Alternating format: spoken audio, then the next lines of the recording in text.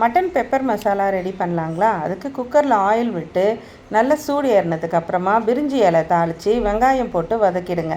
அதுலேயே மட்டனை சேர்த்துருங்க.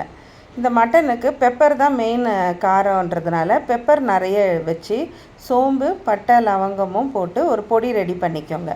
அதில் பாதி பொடியை போட்டு இந்த மட்டனில் சேர்த்துருங்க. மீதி பொடியை எடுத்து வைங்க. கடைசியாக சேர்ப்பிங்க கறி வெந்ததுக்கப்புறம்.